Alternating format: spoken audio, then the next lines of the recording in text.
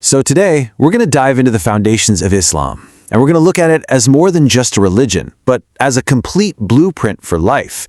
A system that's really designed to guide pretty much every decision and action you make. And it really all boils down to this one powerful, super direct idea. This sentence right here is the core of everything we're going to unpack. The idea that Islam is a way of living your life, from start to finish, all centered around a divine guideline. But what does a complete system actually mean in practice? Well, it means this framework isn't just for, specific moments of worship or for special holidays. The idea is that it's a blueprint that covers literally every part of your daily life, from how you treat your family to your personal ethics, social interactions, and your own spiritual growth. And what's really interesting is that this system has a dual focus. The goal isn't just about preparing for an afterlife, it's also about achieving a beautiful, successful, and meaningful life right here, right now in this world, while also keeping an eye on the life to come. It's a really holistic approach that tries to strike a balance between the present and the future. Okay, so that naturally leads us to the big question, right? If Islam is this complete system for life, what's it actually built on? What are the core pillars holding the entire structure up? Let's get into it. Everything, and I mean everything, starts with belief. Before we can even begin to talk about actions or daily practices, we have to get a handle on the foundational articles of faith. You can think of these as the absolute bedrock, the essential pillars that the whole way of life is built on. All right, so there are 5 fundamental concepts at the very heart of this system. Now, the first 4 we're about to cover, Tawheed, Nabuwat, Kitab, and Akhirat, these are the core articles of faith. The 5th one, Ibadat, that's all about how you put that faith into action.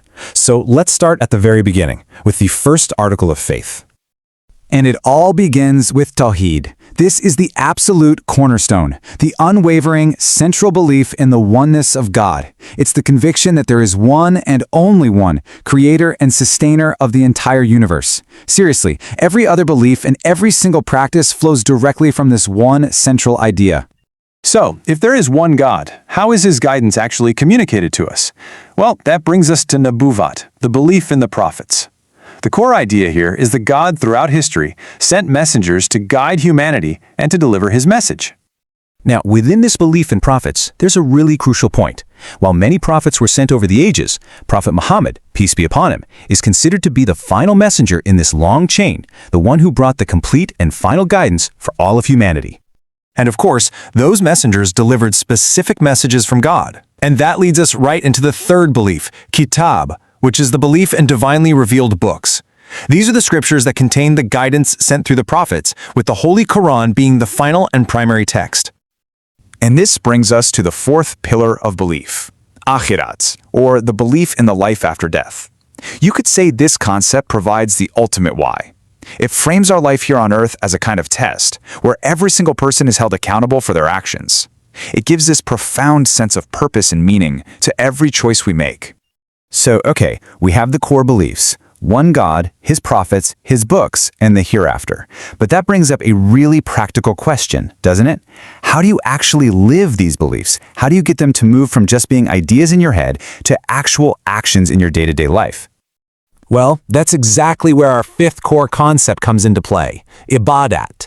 This is the bridge. This is what connects faith to action. It's the worship that serves as the tangible, practical expression of all those core beliefs we just talked about. So yeah, Ibadat is that essential bridge between what you believe and what you do. It covers all the acts a person performs to show their devotion and to live according to God's guidance. And that can be anything from formal rituals to just everyday moral choices. And you've probably heard of the most well-known examples of this worship, which actually form the pillars of Islam. These include things like the 5 daily prayers, or Salah, fasting during the month of Ramadan, which is known as Sawm, giving a required amount of charity called Zakat, and, for those who are able, making the pilgrimage to Mecca, which is the Hajj. Okay, so let's try to bring this all together.